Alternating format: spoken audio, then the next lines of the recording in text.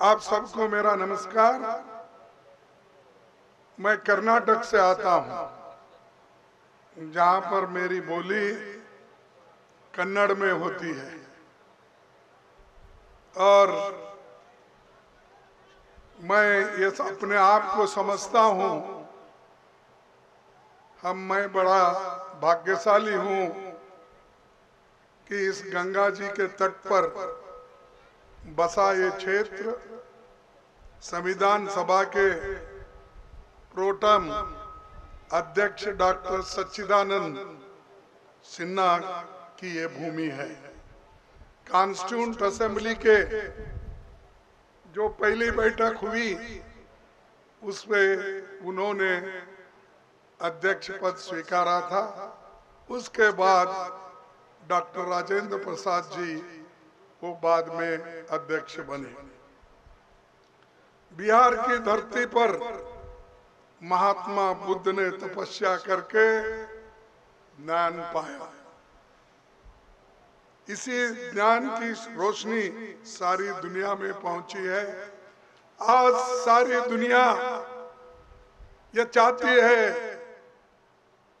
कि बुद्ध ने जो संदेश दिया है शांति का, तो हमें क्या बुद्ध चाहिए, क्या युद्ध चाहिए?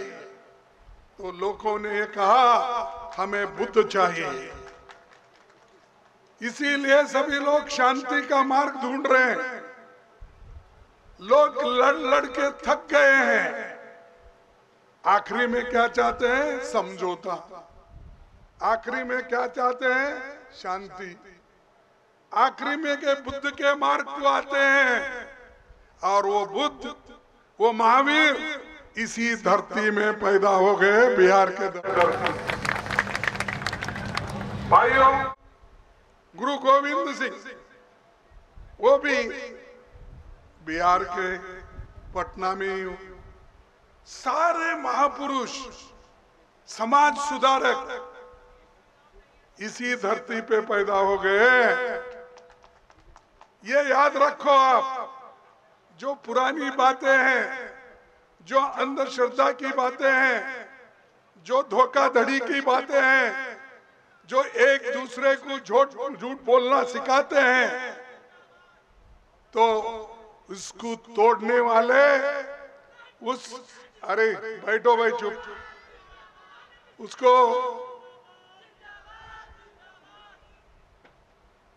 इसको तोड़ने के लिए ही इस धरती में समाज सुधारक और नए धर्म की स्थापना करने वाले महात्मा बुद्ध, महावीर, गुरु नानक, ये सब यहाँ के हैं। उसके बाद में समाज सुधारक यहाँ पर बहुत से नेता लोग भी आजादी के बाद, आजादी के पहले भी पैदा हुए।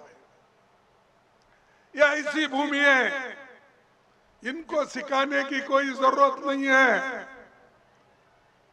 लेकिन मोदी जी भी आके यहाँ अपना भाषण देते हैं। वो समझते हैं कि बिहार वालों को ज्ञान की कमी है।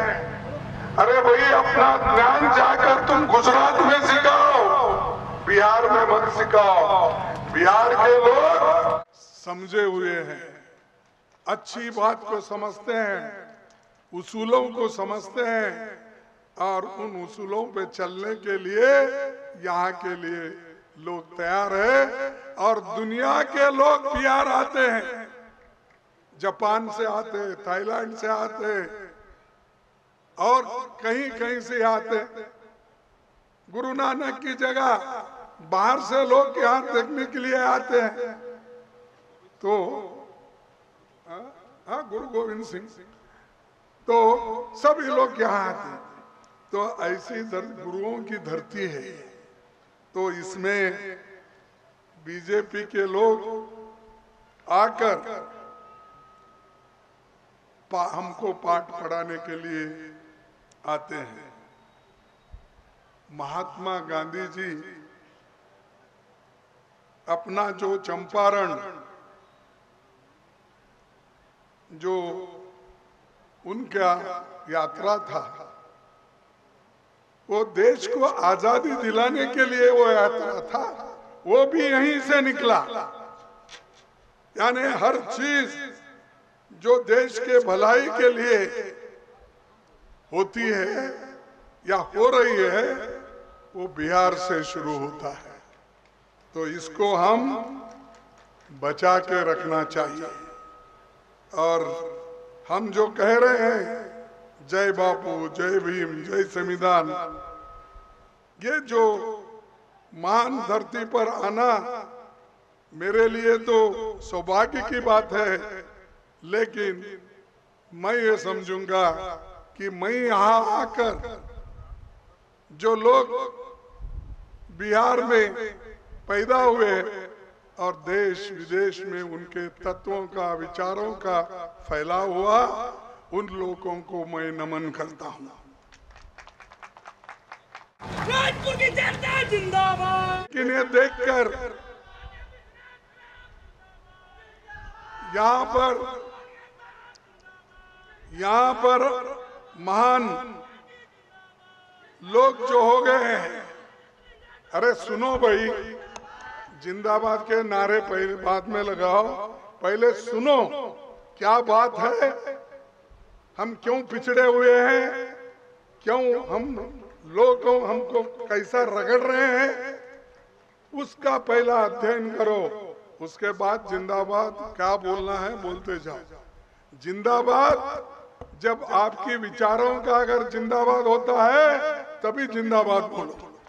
जब आपका विचारों का ही अगर हमारे विचारों को ही कोई कुचल रहा है, कोई हमको बदनाम करने की कोशिश कर रहा है, उस वक्त हमको अपने विचार को फैलाने के लिए आगे बढ़ना चाहिए। भाइयों, प्रधानमंत्री और नीतीश कुमार की जोड़ी सिर्फ कुर्सी के लिए है, ये बिहार के अच्छाई के लिए नहीं किए वो। अब नीतीश कुमार तो एक दिन यहाँ, वो एक दिन उधर, और क्या वो देश के लिए गए क्या? अपने लोगों के हित में गए?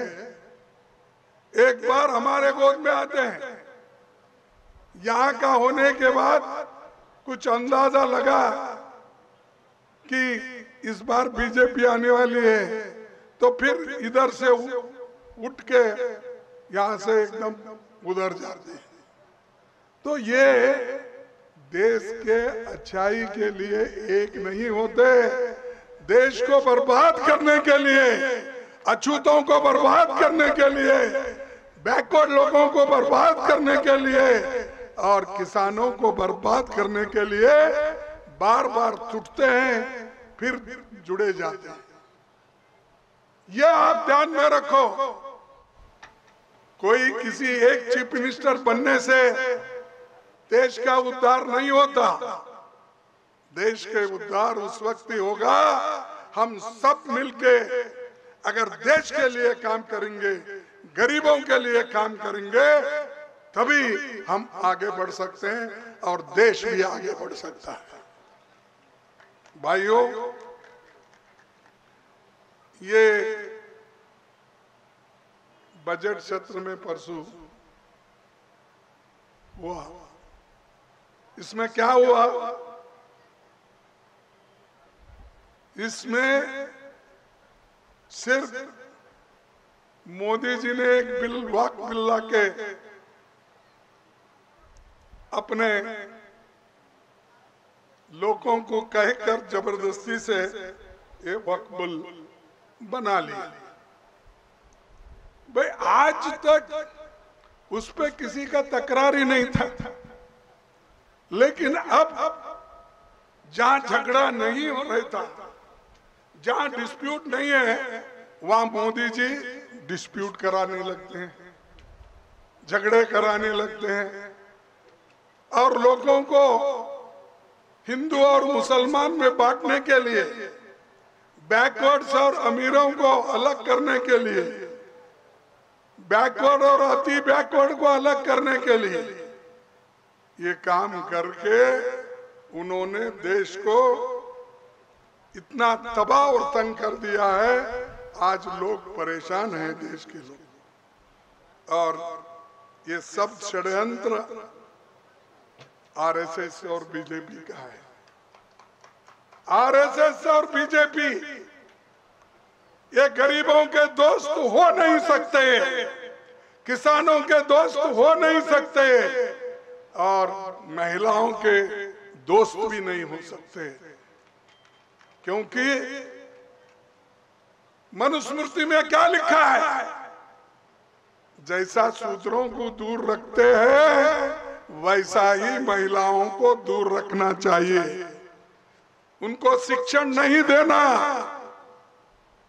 और कौन से भी पवित्र कामों में महिलाओं की भागीदारी नहीं होना।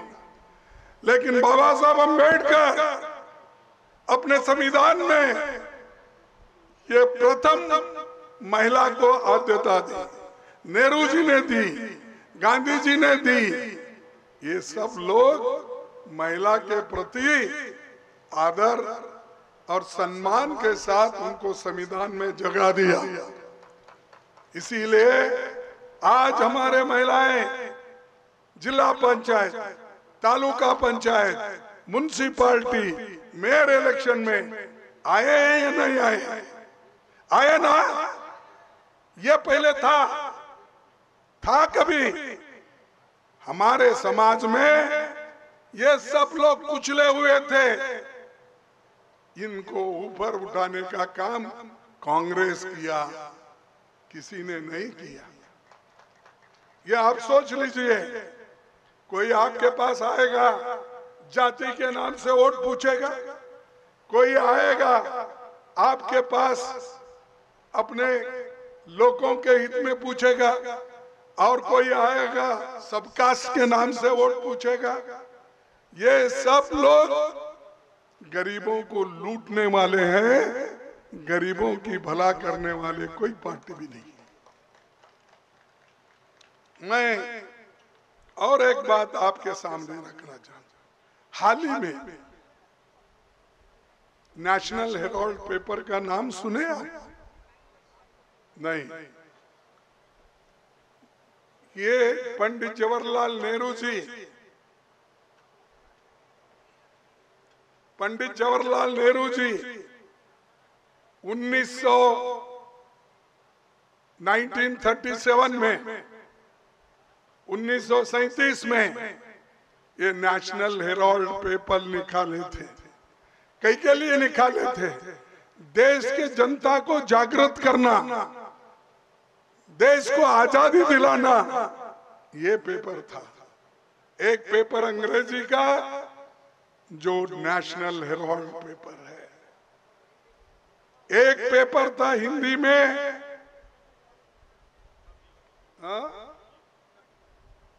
नवयुग नहीं, नवजीवन, और तीसरा था पटना से निकलने वाला कौमी आवाज। ये 3 पेपर जवाहरलाल नेहरू जी ने निकाला, जनता की आवाज ब्रिटिश तक पहुंचाने के लिए, ब्रिटिश गवर्नमेंट को बताने के लिए और लोगों को जागृत करने के लिए। अरे उस पेपर के अब जो चेयरमैन है, डायरेक्टर्स है, सोनिया गांधी जी और राहुल गांधी जी, और मैं भी हूं अब 5 साल से। अरे इनको डराने के लिए आप नेशनल हेराल्ड की प्रॉपर्टी जब्त करते हो। अरे वो कंपनी ऐसी कंपनी है जिसका कोई फायदा ले नहीं सकता, कोई प्रॉपर्टी ट्रांसफर नहीं कर सकता, कोई बेच नहीं सकता। ये है कंपनी। क्या उनका सोनिया गांधी को आने वाला है प्रॉपर्टी? क्या प्रियंका गांधी जी को आएगा वो प्रॉपर्टी? क्या राहुल गांधी जी को वो प्रॉपर्टी आएगा? नहीं। वो प्रॉपर्टी, वो कंपनी कभी बेच नहीं सकती। वो नेशनल हेराल्ड और कौमी आवाज और हिंदी का जो अपना नवजीवन इसका ही रहेगा। लेकिन आप क्यों कर रहे भैया काम? कानून आपको मालूम है, इसका पैसा कोई हड़प नहीं सकता, इसका पैसा कोई लेकर नहीं जा सकता।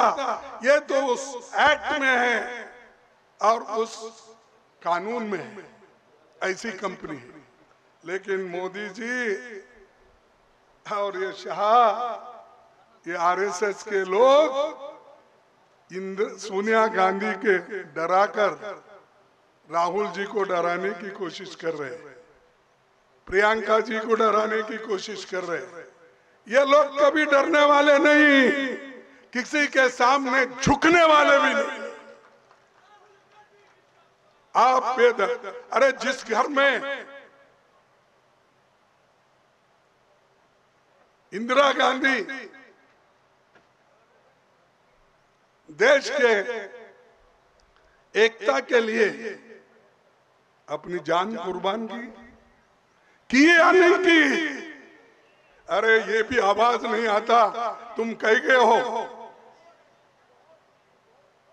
राजीव गांधी जी के शरीर के टुकड़े टुकड़े हो गए देश के एक, जब उनके टुकड़ों को, शरीर के टुकड़ों को जमाने में उनको जमा कर दिल्ली लाए, उसको कोई पहचानते नहीं थे।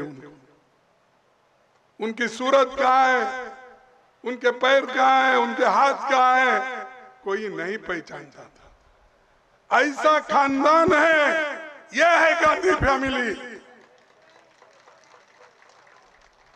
और इनको तुम नेशनल हेराल्ड में केस डालकर, चार्जशीट डालकर डराने की कोशिश कर रहे हैं। 25 तारीख को फिर उन्होंने बुलाया। मैं आपसे अपील करूंगा, हर लोग उठो, खड़े हो, देश के संविधान को बचाओ। गांधी फैमिली देश के लिए मर मिटी। नेहरू जी खुद 13 साल जेल में थे और इंदिरा गांधी और राजीव गांधी तो जान दिए। कोई है ऐसा जान देने वाला? कोई है बीजेपी में? कोई है आरएसएस में?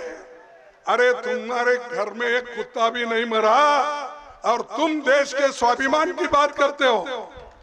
अरे हमने दिया है, खून बहाया है, लाखों कांग्रेस के लोग जेल में गए हैं और इस देश को आजादी दिलाए हैं। जिस महापुरुष महात्मा गांधी ने इस देश को आजादी दिलाई, उसी को गोडसे ने अपना पिस्तौल चला के उनकी जान ले ली। कौन लिए जान? यही लोग लिए, यही लोग लिए। अगर आजादी मिलती थी आपको, अगर गांधी जी नहीं होते, अगर नेहरू जी नहीं होते, ये लोग अगर कोशिश नहीं करते, अपनी जान नहीं देते, आप कहां? आरएसएस का तो कोई मालूम ही नहीं। ये तो ब्रिटिश के एजेंट थे, उनके पास नौकरी करते थे और माफी चिट्ठी मांग देते थे और उसके लोगों की पूजा करते हो।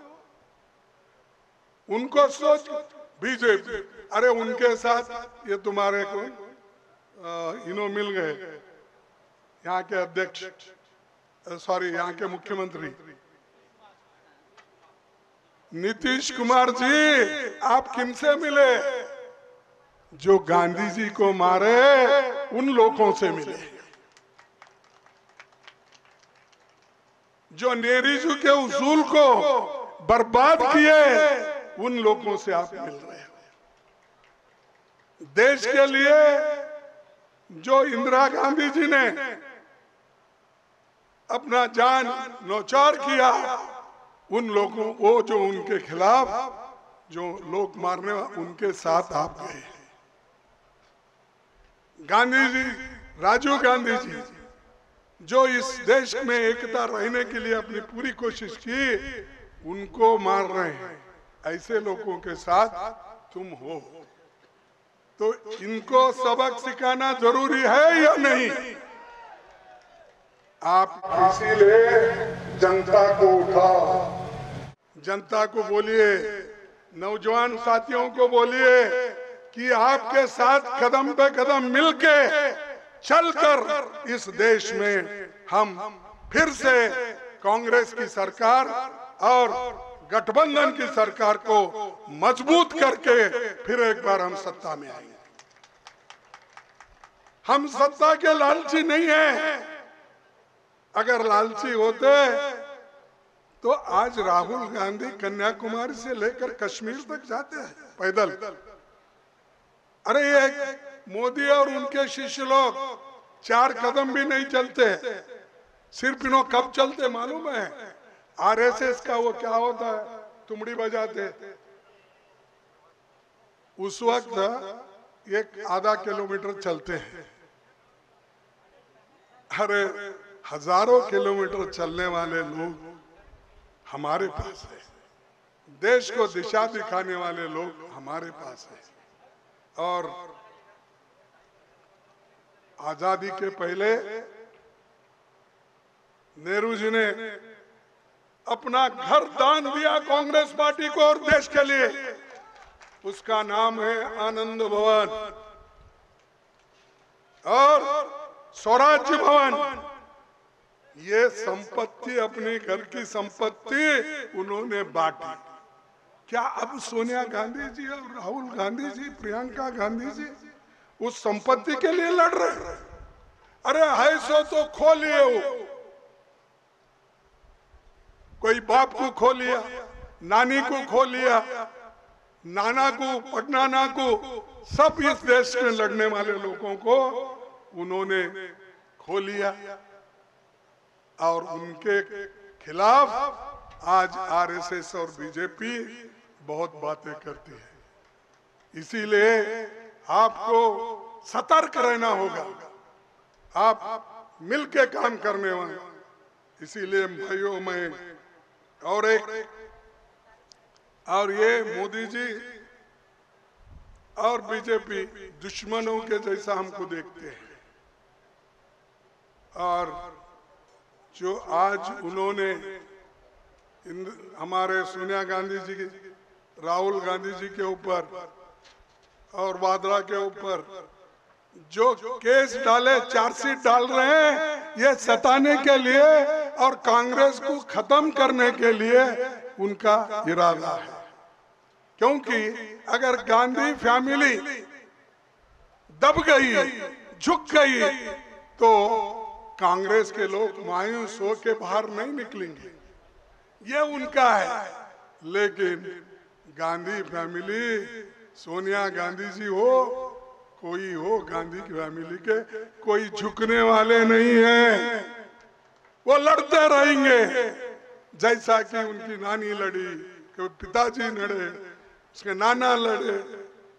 ये लोग लड़ाकू है और देश के लिए बहुत कुछ इन्होंने काम किए। लेकिन आज के लोग सिर्फ ईडी का इस्तेमाल करते हैं, सीबीआई का इस्तेमाल करते हैं और सीईसी का इस्तेमाल करते हैं। ये सब अपनी ताकत के ऊपर, बल के ऊपर कांग्रेस को दबाने की कोशिश कर रहे हैं। ईडी से कांग्रेस दबने वाले नहीं है, झुकने वाले नहीं है। मैं आपके सामने ये बात रखना चाहता हूँ। और सीएजी रिपोर्ट आई थी पहले, स्मार्ट, वो क्या है, अपना विनोद राय ने रिपोर्ट दिया था, उसके ऊपर इतना बवाल मचा कि अपप्रचार करने के बाद कांग्रेस की सरकार गिर गई। तो मैं पूछता हूँ, वो रिपोर्ट का क्या हो गया? कहाँ है स्पेक्ट्रम के पैसे, किसके पास है? तो ये लोगों को भ्रमित करते हैं, लोगों को डराते हैं। लेकिन लोग आज होशियार हो गए हैं, ये डरने वाले नहीं है। और मैं आपको बताना चाहता हूं कि मोदी जी यहाँ आए थे, मैं उनका एक भाषण सुना था 2015 में या 16 में, उन्होंने क्या कहा था कि यहां पर स्पेशल स्टेटस देने की बात की थी और बिहार वाले मुझे सहयोग दो, मैं आपको जो मांगे वो पैसे दूंगा। लेकिन मैं इनके 11 झूठ तो पार्लियामेंट में बोला हूं। फिर एक बार मैं आपको बोलता हूं मोदी के 11 झूठ। 100 दिन में विदेशों में काला धन वापिस लाऊंगा इन्होंने कहा या नहीं कहा? 15-15 लाख आपके जेब में डालूंगा। डाल दिए? नहीं डाले? अरे बिहार वालों को तो दिया होगा, क्योंकि नीतीश कुमार इधर से उधर भागता, उधर से इधर आता है, दिए होंगे भाई तुमको। तुम झूठ बोल रहे हो नहीं? अच्छा, हर एक के खाते में 15 लाख 100 दिन में लाने वाला था, नहीं लाए। 2 करोड़ नौकरियां हर साल। अब कितने साल हो गए? 11 साल। तो 22 करोड़ नौकरियां कहाँ हैं?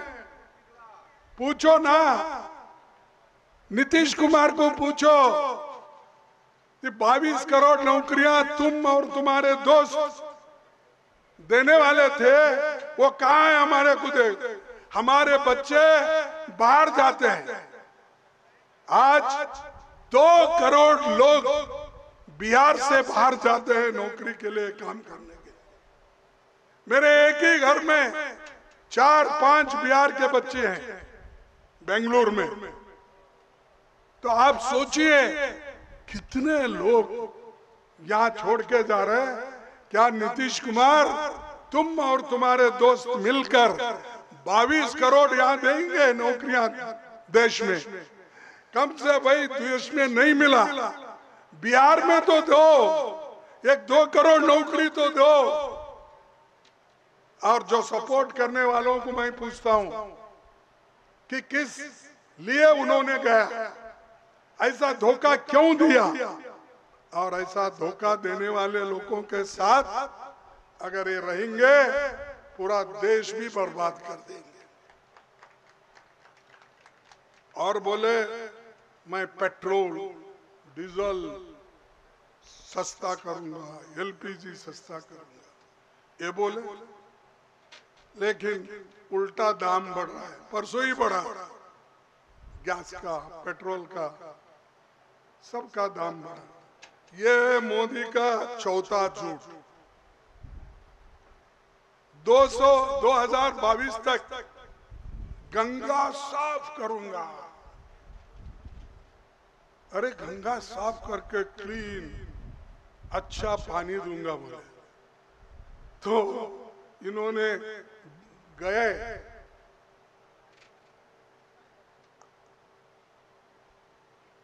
गंगा में पानी साफ नहीं, इसलिए इन्होंने डुबकी नहीं मारी वहां।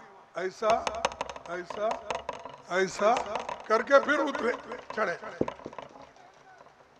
अरे तुम खुद डुबकी नहीं मारते हो उस पानी में, और 2022 में गंगा साफ करूंगा। गंगा माँ मुझे बुलाई है, मैं आया हूं। और कल बोलेगी गंगा माँ तुम जाओ, जाओ फिर जाना गुजरात तरफ जाओ। आप बहुत उनको सर पे बिठाए और वो जितना चाहे उतना आपका खून चूस रहे हैं, बीजेपी और आरएसएस मिलके। भाई वो छठवां झूठ उनका, किसानों की आमदनी 2 गुनी करूंगा। बोले या नहीं बोले? बोले। ठीक। 222 तक भारत में रहने वाले हर एक को घर दूंगा। दिए आपको? कोई हमारे मित्र यहाँ बोल रहे थे कि पहले इंदिरा आवास में बहुत से लोगों को घर मिले। अब मोदी जी के जमाने में ये 2022 में ही देना था, दिए उनको। दिए लोगों को घर नहीं। और खैर ये तो हमको लागू नहीं होता। बिहार में तो इतने ट्रेन का दिक्कत है, लोग गड़बड़ी से आते हैं, उनको मिलता नहीं। छठ में और दीपावली में और होली में लोग इधर आने के लिए तरसते हैं बाहर से, उनको ट्रेन भी सरकार नहीं छोड़ती और हर चीज महंगी कर दी है। मैं हवाई चप्पल वालों को फ्लाइट में बिठा के भेजूंगा। भाई पहले तो 5,000 का दिया, अब 25,000 रुपए दिए तो भी टिकट नहीं मिलता। कहाँ गरीब हवाई चप्पल वाले का बैठेगा साहब? फिर भी अदानी अंबानी ही बैठेंगे, हमारे लोग कोई बैठेंगे नहीं। और उनका नवा झूठ एमएसपी गारंटी का, वो भी उसमें कर, महंगाई खत्म कर दूंगा और मेक इन इंडिया मैं कारखाने खोलूंगा।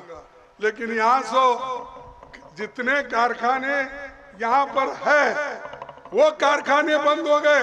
बिहार में 40% शक्कर का उत्पादन पहले यहाँ होता था, अब कितना होता है? 4%। मालूम है आपको? 40% उत्पादन बिहार से होता था, अब यहाँ 4% हो रहा है। ये मोदी इसलिए अच्छे दिन आएंगे, आ गए अच्छे दिन। करो पूजा उसकी, करो उसकी वाह वाह। अरे जो आदमी खुद झूठ बोलता है, लोगों को झूठ का सब्जेक्ट पढ़ाता है, तो इसीलिए इस झूठों के सरदार को आप नजदीक आने मत दो। गठबंधन को वोट देकर मजबूत करो तो तुम्हारे साथ देंगे। और उसका एक 12वां झूठ, ये तो मैं आपको अच्छी तरह से समझाऊंगा। उन्होंने क्या कहा था?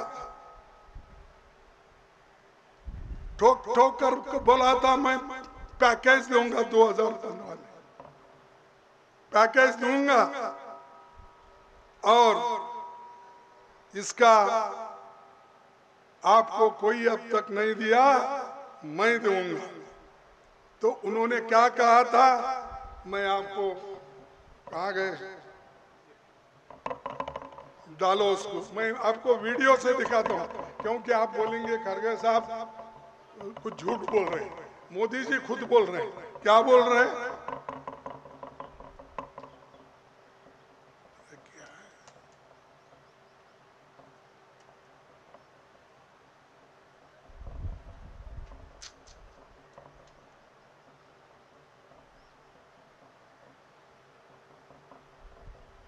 क्या तुम्हारा आईपैड भी छीन लिया क्या मोदी? हा?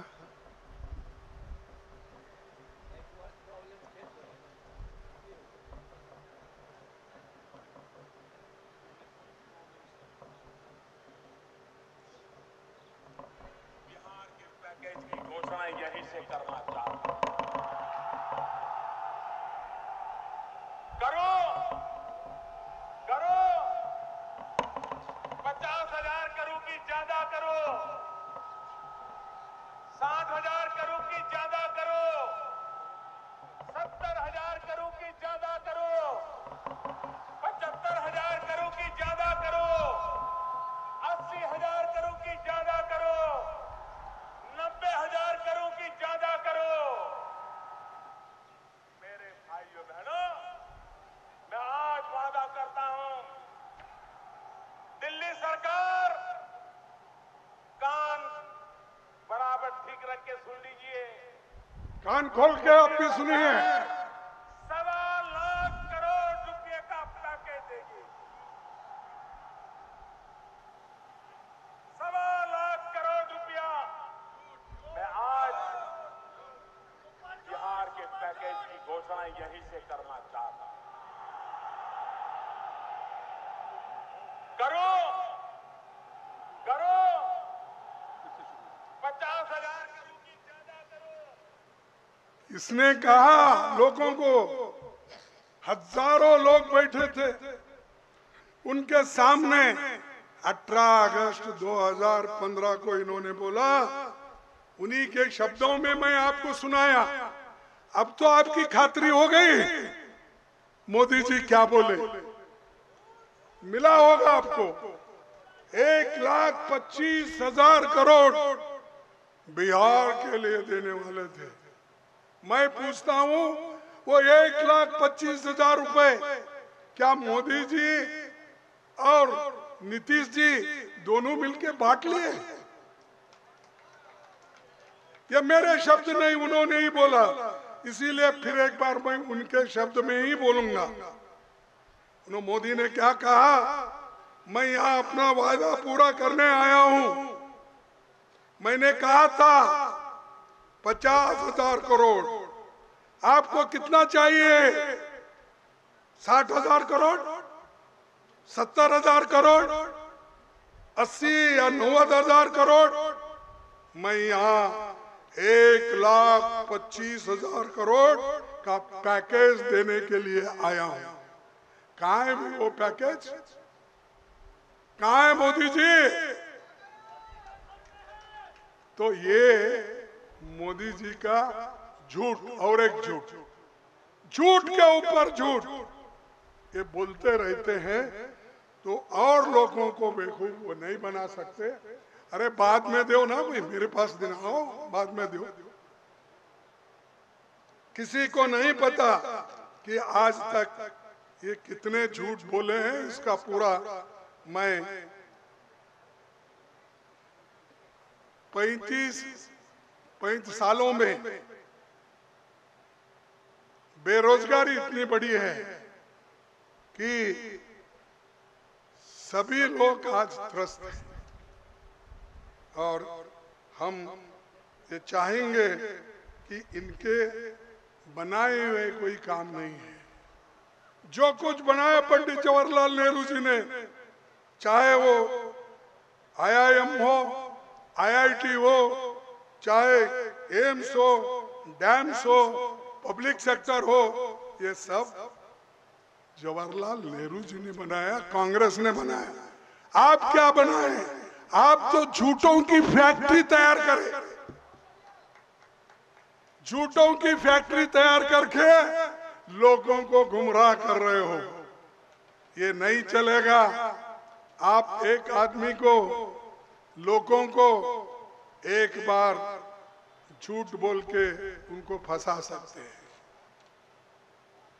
चंद लोगों को आप बेवकूफ चंद दिन के लिए बना सकते हो, सारे लोगों को एक बार बना सकते हो, लेकिन सारे लोगों को सदा के काल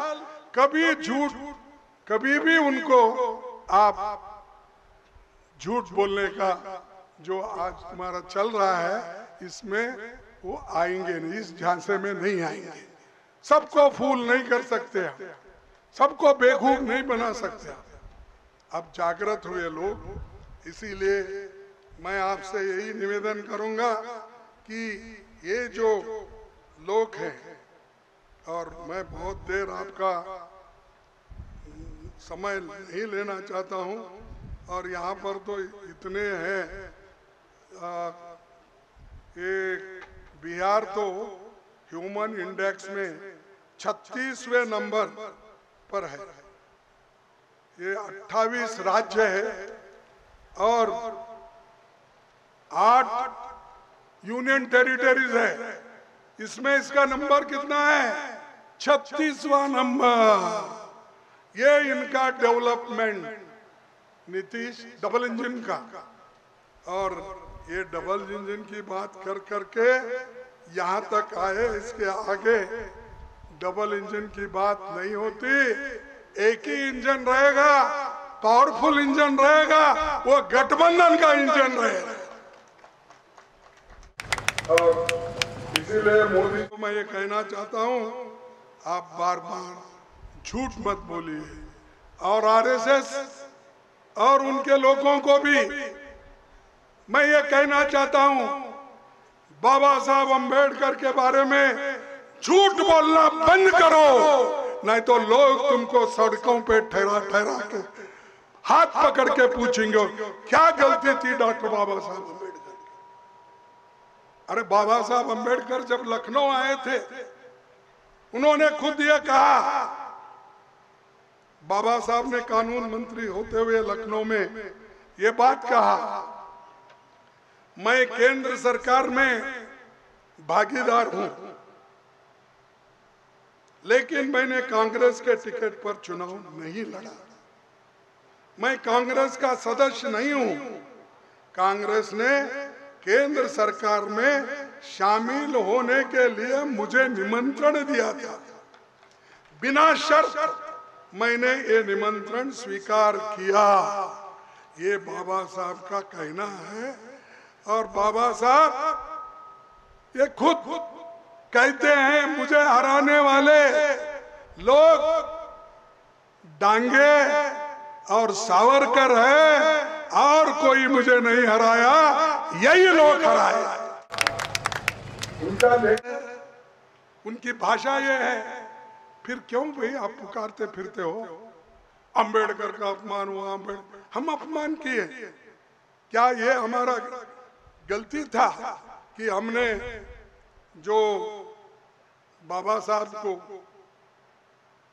यहाँ पर जो बुला के खासकर नेहरू जी ने आमंत्रण दिया और उनको कानून मंत्री बनाया, क्या हमारी गलती थी?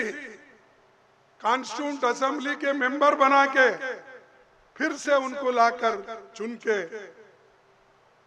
ड्राफ्टिंग कमेटी के चेयरमैन बनाए, क्या ये हमारी गलती थी? क्या हमारी गलती थी? नेहरू जी ने कानून मंत्री बनाकर उनको अपने साथ लिया देश की सेवा करने के लिए। तो दोस्तों, ये झूठे लोगों की बात मत आप सुनो, सही जो रहता है वो बहुत दिन चलता है, और झूठ ये बहुत दिन चलने वाला नहीं है। और ये झूठ बोलते बोलते यहाँ तक आए, ये आगे चलने वाला नहीं है। और आखिरी में मैं आप सबको यही कहूंगा कि बिहार के प्रगति के लिए, बिहार के उन्नति के लिए, बिहार के शैक्षणिक जो स्तर है इसको बढ़ाने के लिए, हमारे बच्चों को अच्छा शिक्षा देने के लिए बीजेपी को हटाओ, नीतीश को हटाओ, क्योंकि ये नीतीश ही उधर से इधर खेल खेलता है। अरे खेल खेलने वाले को अगर हटा दिए तो बीजेपी ऑटोमेटिकली गिरती है। तो मेरा यही आपसे विनंती है, आने वाले दिन में, नजदीक है इलेक्शन 4-6 महीने में, आप लोग गठबंधन को जिताओ, जिताएंगे। अरे मेरे जैसा 80 साल के ऊपर हो गए, 83 इयर्स मेरा, मेरी आवाज अभी बुलंद है, तुम वो करेंगे, ये बोलो जोर से, गठबंधन को जिताएंगे, जिताएंगे, बीजेपी को हराएंगे, हराएंगे। इसीलिए जय बापू, जय भीम, जय संविधान, जय हिंद, जय कांग्रेस, जय गठबंधन। सबको धन्यवाद। और आखिरी आवाज मैं दूंगा, एक आप सभी लोग बोलना, जय हिंद, जय हिंद, जय हिंद। वहां जो कोने में ठहरे, इधर ठहरे, कम से कम जय हिंद बोलो वहां से, ताकि मोदी उठे। जय हिंद, जय हिंद, जय हिंद। सबको धन्यवाद। इतनी कड़ी धूप में भी होते हुए अपने भाषण सुनने के लिए चंद लोग बैठे थे, मैं उनको धन्यवाद करता हूं, क्योंकि जो विचारधारा पे विश्वास रखता है वही जीत सकता है, वही काम कर सकता है। तो इतना कह के मैं अपने बात को समाप्त करता हूं। फिर एक बार जय कांग्रेस।